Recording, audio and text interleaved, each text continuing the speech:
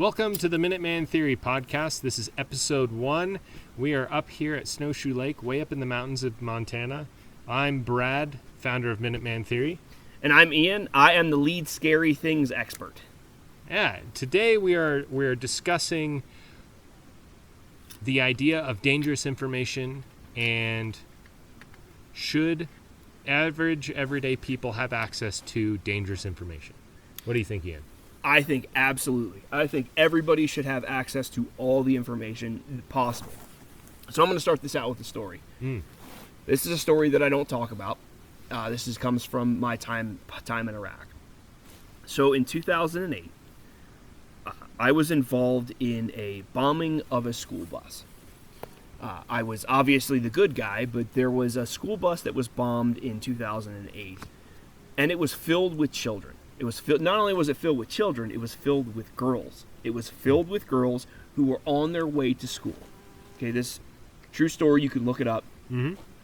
The reason that school bus got bombed was because Al Qaeda in Iraq was sending a message: it is not okay for women to be educated. Period. We'll do whatever it takes to make sure that women are not educated. So, ever since that point, I have been a man of everybody gets all the information. And the reason I say that everybody should have the information, all the information, is because information and education destroy tyranny. Yeah, I would completely agree. You know, if it's a perfect example is North Korea. So North Korea, you don't have access to the internet. But if you do, if you're one of those select people who have access to the internet, it is so censored, it's ridiculous. Mm-hmm. I feel like Facebook and YouTube are the same way. They're definitely getting there. I mean, they're probably more free than North Korea. No, I'm sorry. That was that was a jump. Yeah, definitely. Yeah. Well, and I think also bad people are going to do bad things, and they're going to get access to dangerous information. And I think the only way to combat that often is good guys with dangerous information. So, I was a police officer for 4 years. Prior to that, I was in the military. And then here, as of recently, I've been a detention officer, so I've been working in a jail. Do you know what they call the Montana State Prison? No. Gladiator school. Gladiator school. Do they fight in a ring? Not quite, but they're learning how to disarm police officers. So they're learning how to go for their holsters and disarm police officers. They're learning how to commit credit card fraud. They're learning how to commit identity theft. All these things. You get a bunch of bad people in the same room, and if they don't kill each other, they're going to share information. So I don't understand why we have this mental blockade, I guess, about finding out dangerous information. The criminals are sharing it. The criminals know my job better than I know my job. They know, if I do something wrong, the first time I was in the jail, I did something wrong, and the dude called me out on it. He's like, "You're not supposed to do that." It's like, how do you know my job better than I do? Well, I think that brings up a very good point too, is bad guys doing bad things, they take the time to study what law enforcement does. Yes. And come up with a game plan. Why can't normal everyday people come up with game plans against the bad guys? So like the credit card fraud. If you understand how credit card fraud works, sure, you could go scam a bunch of people, and that's really messed up. You shouldn't do that. Right. But if you understand how credit card scamming works, you can prevent it from happening to you and your loved ones. 100%. You can set up safeguards to protect your identity, to protect your information, and we used to see that all the time. I've got a long history in the tech field. Right. And used to see it all the time where people would get duped by scammers because they didn't understand their technology, really, is how it worked. Right. And these scammers would prey on people that were computer illiterate. and Right. scam them for hundreds or thousands of dollars. I ran into that in law enforcement all the time. Yeah. Yeah, and I think it goes too with even violent things. Let's just take an absolute extreme example, like super off the wall, never going to happen example. Let's say that you own a business, a brick and mortar business, and a terrorist comes in and plants a bomb in your business, and they're going to blow it up and everybody inside. If you understand how that bomb works, you have a chance of making those people safe. And that's the other. When I was in the military, I got very, very, very intimate with IEDs. Very much. I'm not an expert. I was never EOD, but I understand IEDs. Like I understand, and it's funny. Even as a law enforcement, I've given classes. So I gave classes to the entirety of the Idaho National Guard. I taught them about IED awareness, what to do, what to look for, kind of your SOP, standard operating procedures, things like that. And it was always weird to me, and I don't want to give anybody any ideas, but it was always weird to me that the use of IEDs just isn't seen in the United States. I mean, you get these isolated incidences of pipe bombs or pressure cooker bombs, but for the most part, we can walk around and not have to worry about IEDs. If I were a terrorist, that's where I would go with everything. Well, I mean, we've seen that, like Oklahoma City bombings and the World Trade Center. Not only that, the Boston Marathon. Boston Marathon, yeah. But I'm sure it's not as common. But I wonder if the United States was occupied by another country, and if we were in the middle of a conflict, I bet we would see a lot more of that. You bet you would.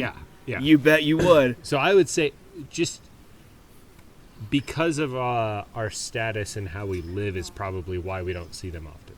But see, if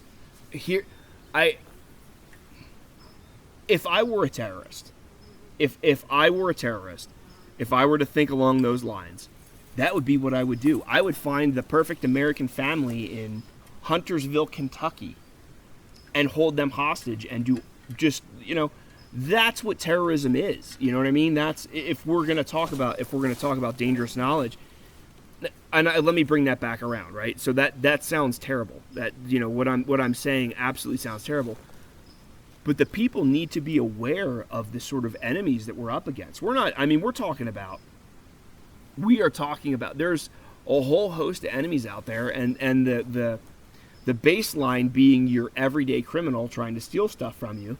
And then we're talking about a government that's out of control, that will lock you up, and execute you, to terrorism. I mean, there's all sorts of unknown threats out there. So it's my opinion that you as a citizen should be seeking out this information to counteract that. Like, you know what I mean? Like, how do I counteract, being mugged on the street? How do I counteract a government going wild? How do I counteract a terrorist? Definitely.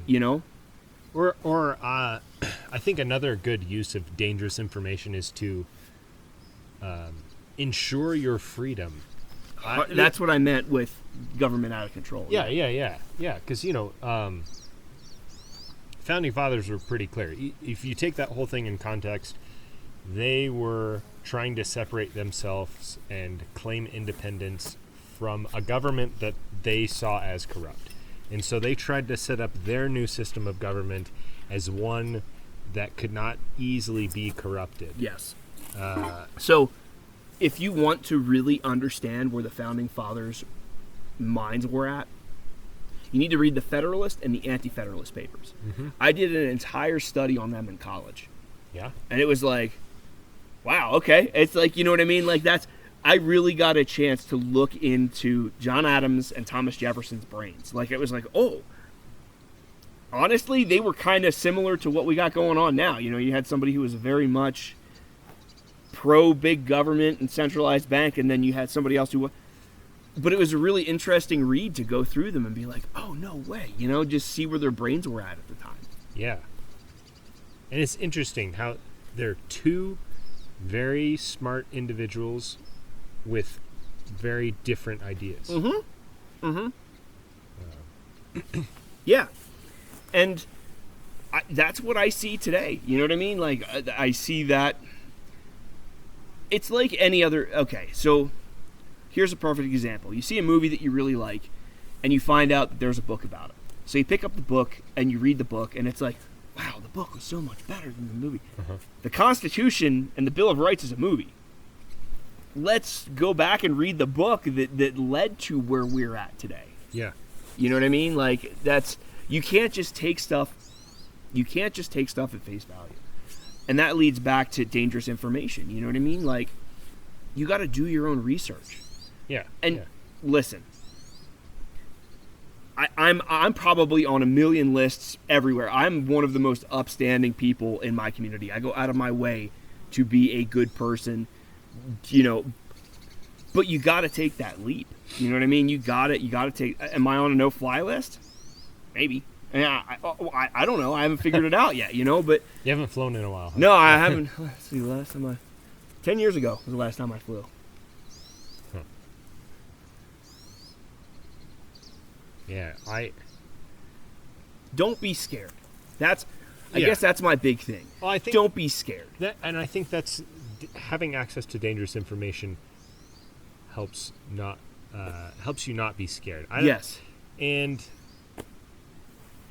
Maybe it's the getting used to that sort of stuff. Right. Kind of trains your brain. Right.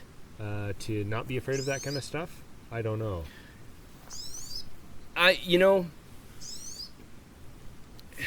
And I know it's easy to sit here and say don't be scared, but do it little by little. You know what I mean? If you find something, just research. You got to research, There's plenty of information, and I'm not. Let's say, perfect example is IEDs. Okay, we'll go down there is so much information out there that's not even bad information. Yeah. It's just things that soldiers look for. You know what I mean? You're not gonna. It's just things to look for. The same thing with criminals. News stories left and right are trying to get information out about criminals, like. Criminal mind does this, and criminal mind does that. I had a buddy whose best friend was a burglar. He said there were two things that he looked for: deer skulls or animal skulls and dogs. If that was what it was that they had in their house, they didn't burglarize it. Right. And so understanding the perspective of the criminal, you can then understand how to defend your home against that criminal. Exactly. Yeah. Exactly. So, have dogs. Have animal mounts.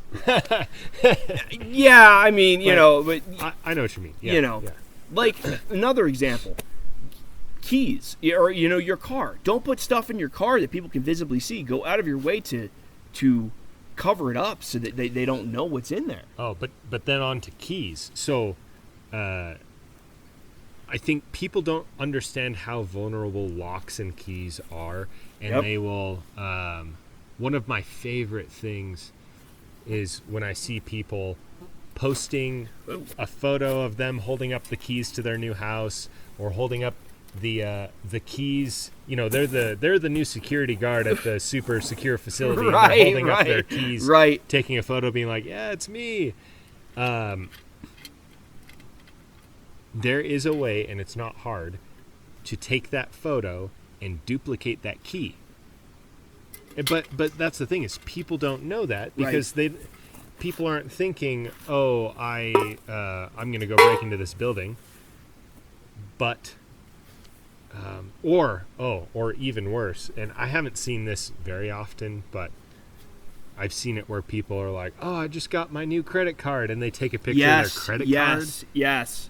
And put it on there with all the numbers and everything. Locks keep honest people honest. That's all they do. That is it. It is true. It's true.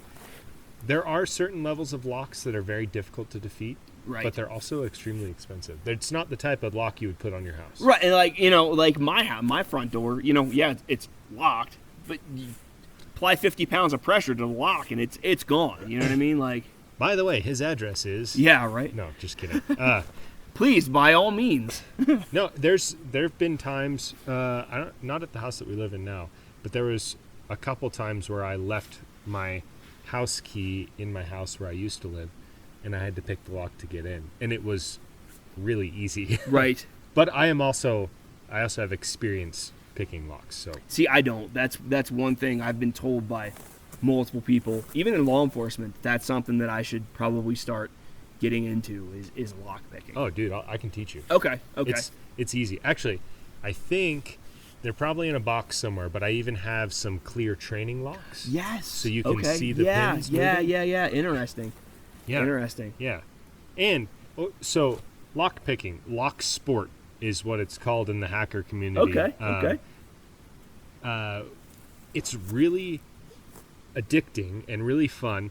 It's also dangerous information because, well, okay, so from your law enforcement experience, if there was a suspicious person and you pulled them over and they had lock picks on them, what would that trigger for you as a law enforcement officer? In the state of Montana, nothing. But it would be like, okay, I'm going to be paying really close attention. I mean, but they're considered burglar tools in a lot of jurisdictions. They are.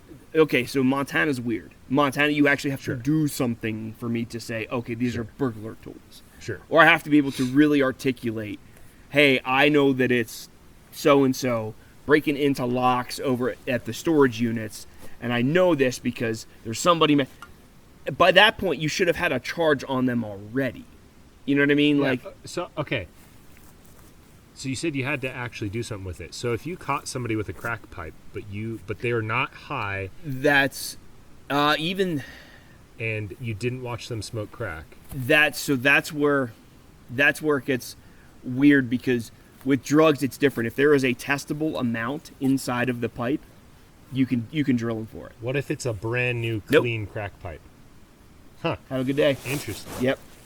It has to be a, quote, testable amount. That's why if you read drug PCs, it's like, I found a glass pipe, it had a bulb on the end, and it's commonly associated with drug usage and but if there was, and now that's the other thing. So if it had residue on it, yes, I could totally charge it.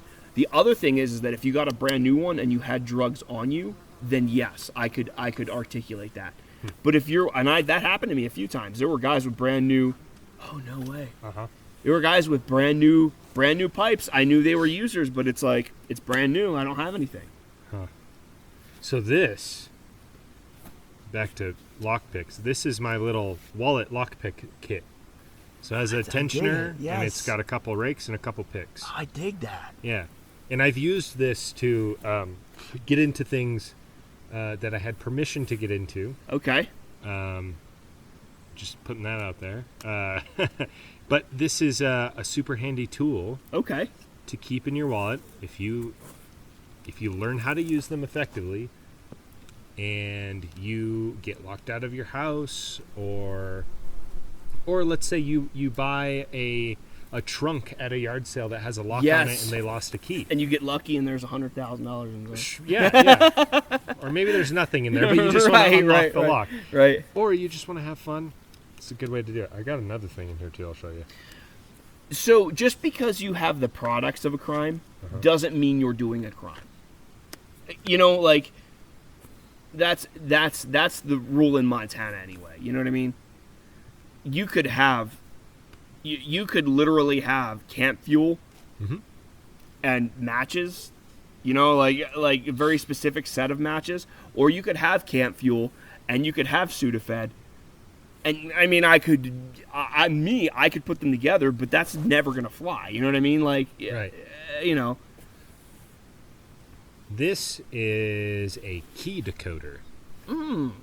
So it's got interesting. Yeah. No way. Yeah. So each manufacturer has specific cut depths, and so each cut on a key is a specific depth, and they're numbered. And so a locksmith, when they go to copy your key, if they don't just use one of those copiers where they have two keys next to each other, right? Right. You can use this, and you can stick the key in there, and you slide it till it stops, and then you go, oh, that's a whatever cut, this number, and then you can write down that code. And then a lot of locksmiths have a machine where Really? You can put in that code and it cuts the key for you. No way. Yeah. Okay. So this is a super handy tool as well. However, this can be dangerous because I could copy your house key. Right. I could just get you could be looking the other way. I take your house key and go, oh, that's a 356. Okay. Right. And then later go to my workshop and cut a key to your house. Just because you have something doesn't mean you're going to do anything with it. Like, right. I'm not. Well, that goes to the. I guess I don't want to say too much, but that is my true belief. And even working in law enforcement, that still rings true. However, there are some Fed boys out there who would try to disagree. Yep. Yeah. Well, and that goes from dangerous information over to dangerous items and tools as well. Yes. So yes. And that's fair. That is absolutely fair. You know what I mean? Dangerous information is different than dangerous tools, and know your laws, I guess. You know what I mean? Like that's sure. But what I'm trying to say is you could say, oh, sawed-off shotguns are used in all sorts of crimes and stuff, but just because you have a sawed-off shotgun doesn't mean you're going to commit a crime. However, you should only have a sawed-off shotgun if you're following your laws. Yes. 100%. Yes, of course. Yeah. I totally agree with that. Yep. Actually, that's another topic we should talk about in another podcast episode. Yeah. So, listen, even as a cop, if you weren't screwing over your neighbor, I didn't really care. Yeah. That's not my gig. That's not my deal. You know what I mean? We're out there to catch criminals. And just because you have a dangerous piece of information, or you know what I mean, and even components, it's like that's you know what I mean. That's not my purview. You know, if you're a good person and you only have this information or items to protect yourself, that's not for me to judge. Or even for fun or for research purposes. I mean, so like tannerite. Tannerite is, for those who don't know, it's a binary explosive. You mix two parts. It's actually a very simple compound. It's aluminum powder and potassium nitrate. Yeah, no, is it potassium? It's in coal packs, so it might be potassium nitrate. Anyway, it's just two compounds that it's an oxidizer and a whatever the other part is. So the aluminum is an oxidizer, and the potassium nitrate is the accelerant. Yes. Yeah. So when you mix them together, and you shoot it with a cartridge that has enough kinetic energy to start the reaction, it'll explode. They're really fun, also really dangerous. So it's funny because you can get the same effect without shooting it. Oh, really? Oh, yeah.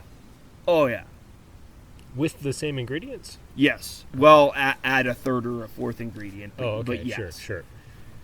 So but see, people don't realize that is that, yeah, it's this cool range toy, but it can also, if you have access to this dangerous information, it can also be very, very, if you use it in the wrong way, it can be very, very bad. Yeah. However, on the list of explosives and binary, AMFO is like way down here because that's what it is. It's AMFO. It's what I mean. It's an accelerant and a oxidizer, and it comes together. That's and there's all sorts of crazy stuff that you could. But having that information and building those types of explosives, they can be fun as long as you're safe with them. Yes. So, just because you buy tannerite or you make a binary explosive yourself, you're not planning on blowing something up. You're not planning on blowing up your neighbor's house or something. No. So what's interesting about the ATF, I'm not a lawyer. I happen to know a little bit. So the ATF says that you can have these explosives. You just can't use them for commercial reasons, and you can't transport them. There are people that When you say transport, you mean like in a car? yes, in a vehicle upon the highways. So, in theory, I could be in my basement. I could make fulminate of mercury, which is actually a super shitty explosive. But I could use it I could use it to blow up a rock in my house. That's totally legal per the ATF's instructions. However, it's a city thing. You know what I mean? It would be a city thing. But yeah, federally, I'd be okay, and Montanally, I'd be okay because Montana doesn't really have that much restrictions on what you can and can't have. They always just are like, per example, is full auto firearms. Montana's like, yeah, sure, you can have them. If the feds say you can have them, you know what I mean? Like that's, well, that was something I was surprised when I moved here and I read the firearms laws, and you can own any sort of firearm once you're 18 here. In Washington, where I grew up, it was well, now it's even more strict. Yeah, they just changed it. I remember 2014. Is that when they changed it? Yeah. Yeah, but it used to be that you could buy long guns when you're 18, but you had to be 21 to buy a handgun. Right. And that there was a waiting period to buy handgun. That was the other weird thing. First time I bought a handgun here in Montana, and the guy just was like, "Here you go." I was like, "Oh." You want to know what's even better? Get your concealed permit. Watch how fast you get a gun. Oh, yeah? You get your concealed permit. It's like, here's money for a gun. Here's gun. Like, there's no background check, no nothing. So that's how, so I had a concealed permit for Washington, and it wasn't quite like that. But used to be that you could, if you had a concealed carry permit, you could go and buy a handgun, and then it waived the waiting period, and so you could walk out the next day. But I mean the same day. In Montana and Idaho, if you have a concealed weapons permit, it's like, here's gun. Like, it's like, yeah. Yeah, but here you don't have to have a permit to carry concealed. Constitutional carry, one of my favoriteest things of all time. But I think the permit does allow you to carry into state government buildings, doesn't it? Yeah, it does, and it also allows you to carry in other states. So Idaho is constitutional carry. Kentucky, don't. I know for a fact that Alaska, Idaho, and Montana are constitutional carry. I don't know about any. I think it's like half the states now. I think it's something ridiculous. I think pretty much all the southern states, Florida, Texas, Oklahoma. We'll have to ask Nick because Nick lives in Oklahoma. Oh, okay. Yeah, I think it's like half the states now are constitutional carry. I never understood that. It's like, why am I paying the crown money to carry a concealed weapon? Like, I am a free American. It's because it's dangerous. Yeah. And they want to control, but that's something else. So yeah, it's an entirely different. Well, but I think that the reason why there's a lot of censorship nowadays, and there's a lot of people that don't want average everyday people to have dangerous information, is because of, well, two reasons. I think leadership and the elites, lack of a better term, elites, want to control people. You can't control people who are armed with dangerous information. Yes, 100%. And that's like going back to the criminals, like understanding how a criminal operates. Those criminals are wanting to control people on a small scale. Yes. For their own gain. Yes. And then I think there's the elites, quote unquote, that want to control people, and then I think the average everyday people who are also in favor of that are just they're afraid. They're afraid of, because they're told that, oh, the only reason you would ever want to know how to make an explosive is to harm people. Right. Or the only reason you would ever want a full auto gun is to go shoot up a school. Right. Or the only reason you would ever want to know how to make napalm is to burn down a church, Right. And to which I would disagree, you know what I mean? Like, why are they teaching law enforcement and the military how to recognize these things, but not you know what I mean? in the military and law enforcement, I got a very deep like look into, okay, this is what's what, this is who's who, this is how it works. But as far as civilians, it's like, well, if you see something, say something. What the hell does that even mean? I mean, that's what I tell children about guns, you know. You see the gun in a weird spot, go get an adult. Don't touch it. Right. Like, Yeah. what? If you see something, say something. Dude, So what looks sketchy to me might be normal to Granny Newsbomb. You know what I mean? Like, I think I'm just trying to give people the benefit of the doubt. The average everyday person that says that it's okay for law enforcement to have that, but everyday people not to have that. Right. I think that they would say that it's because law enforcement are trained on that sort of thing, and they get experience and they get trained on it. And I think that's where the divide between a prepared citizen and an idiot right. lies is Right. prepared citizen. Sure, having access to the dangerous knowledge is important, and the access is probably the most important thing. But you can easly, if you're an idiot with that information, you can easily hurt other people or Yes. hurt yourself. Yes. That's like with the tannerite. Had a buddy buy some tannerite not too long ago, and he's like, "Oh, I've never tried this."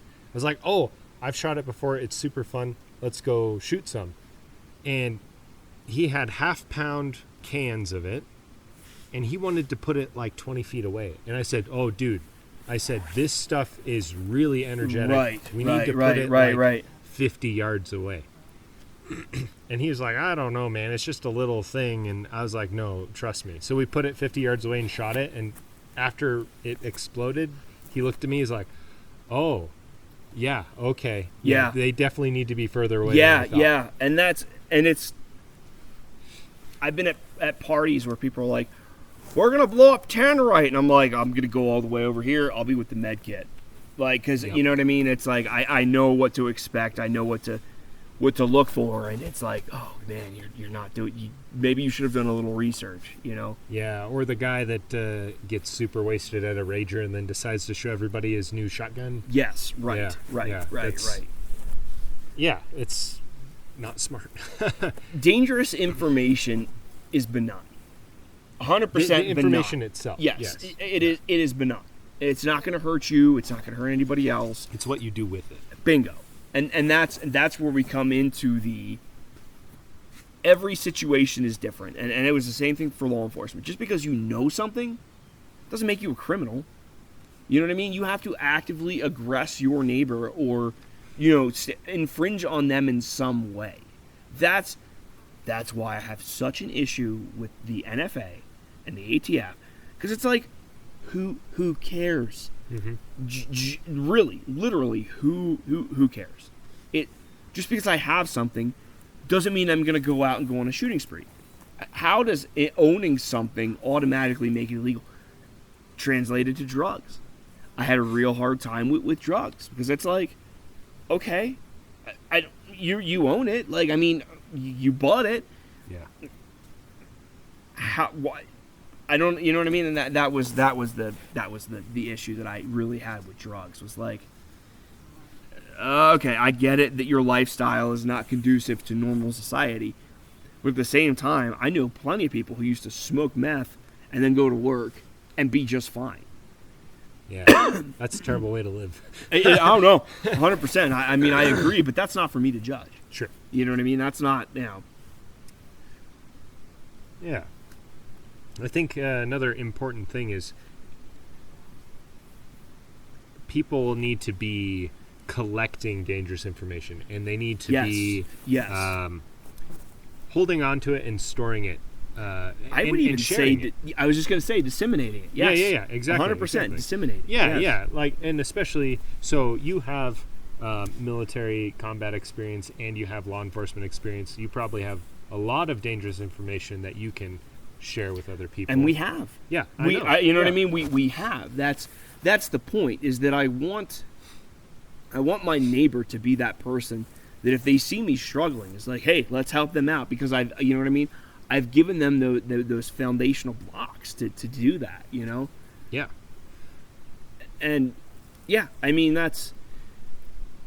education's everything, man. I mean, that's, you know what I mean? Like, I don't know. I couldn't imagine living in North Korea where it's like you only have access to this one North Korean YouTube. You know what I mean? Like, yeah. That's insane to me. That's all about how Kim Jong-un is the best. Yes, you know, like,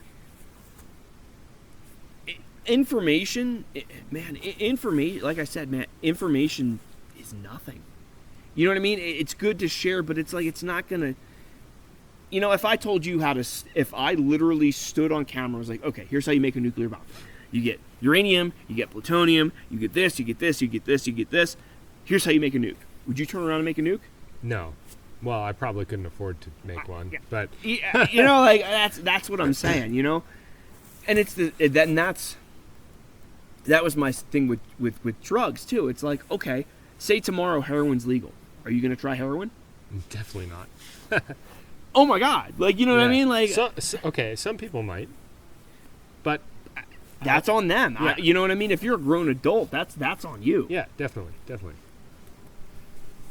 But the dissemination is everything, man. If you have information that you think your neighbor or your friend or whoever needs, give it to them. Yeah. Please give it to them. Like, that's how we progress as a civilization.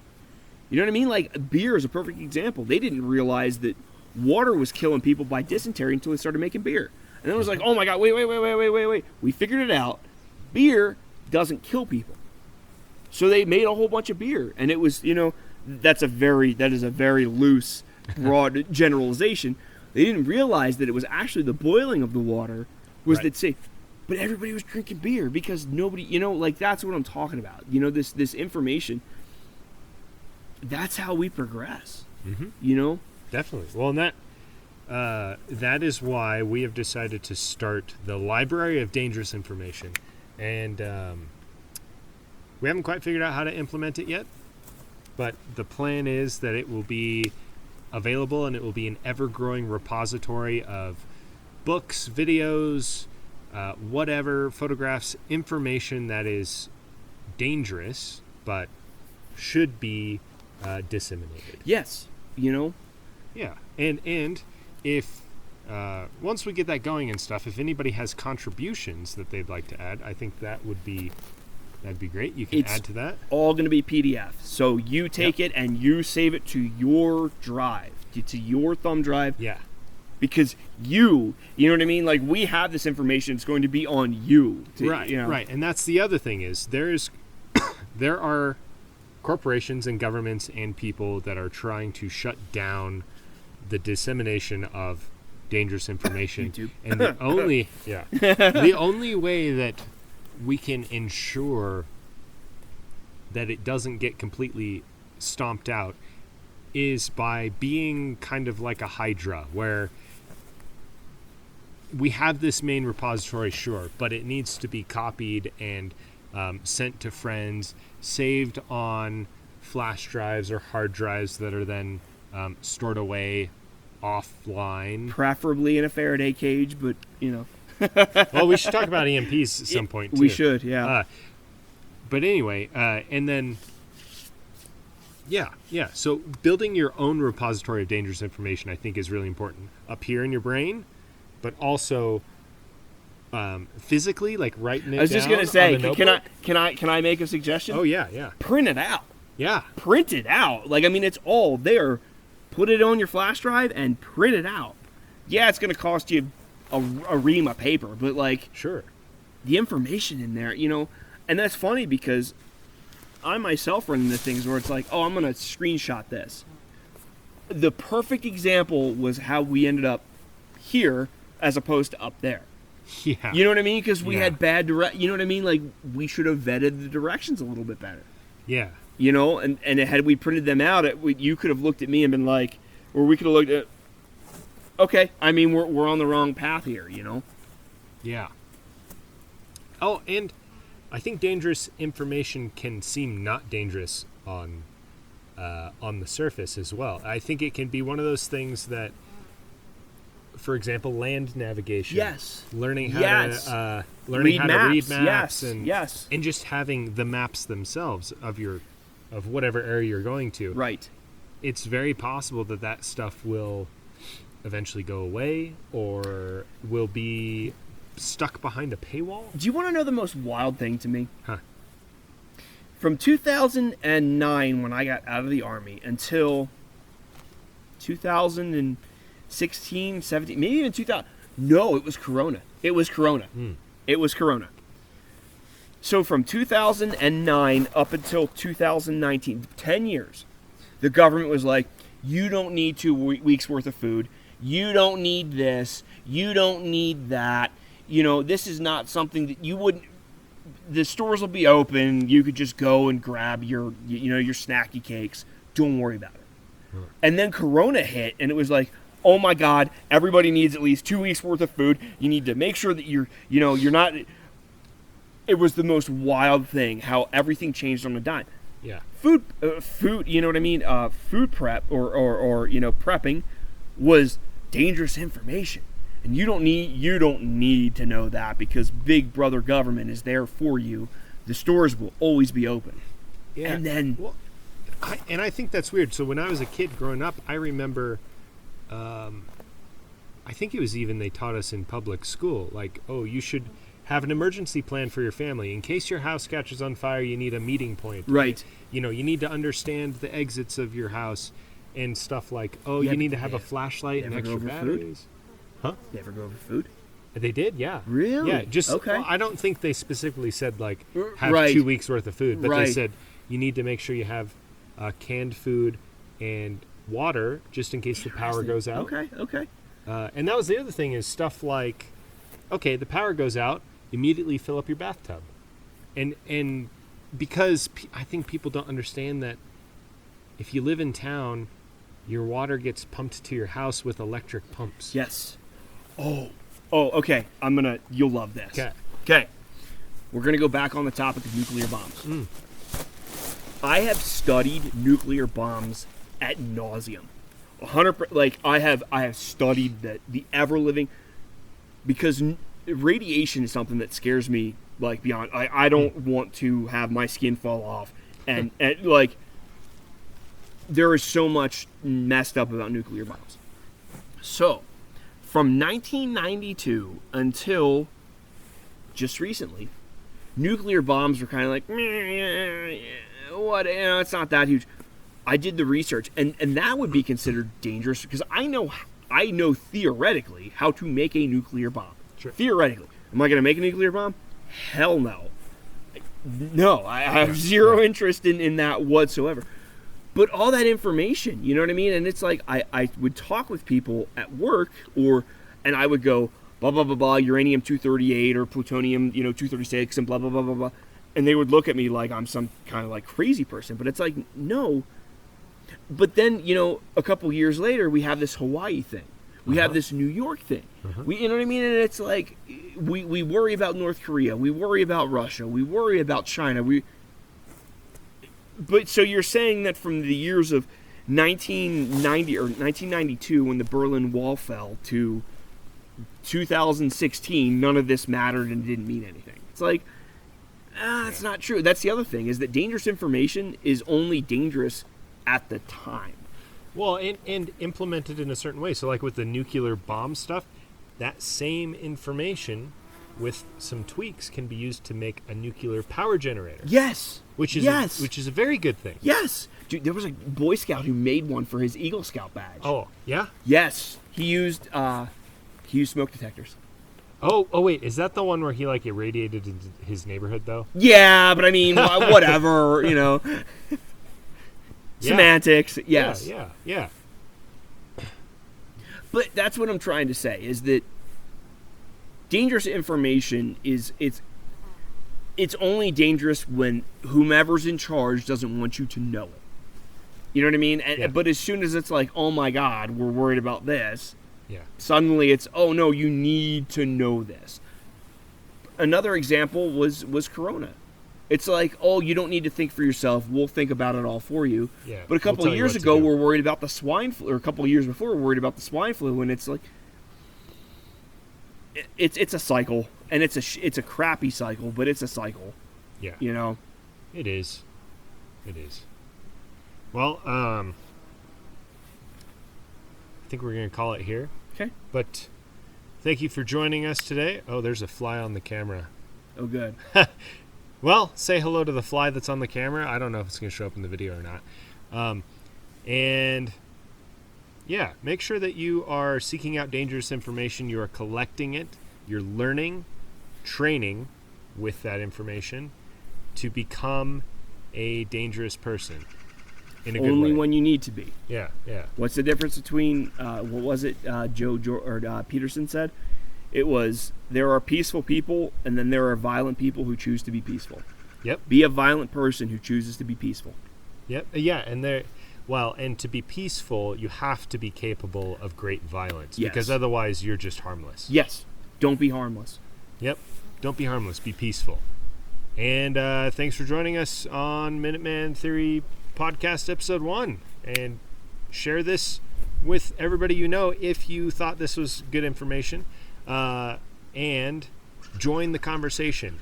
Whatever platform you're listening or watching this on, go down in the comments, share some dangerous information yourself, if you're able to, on whatever platform.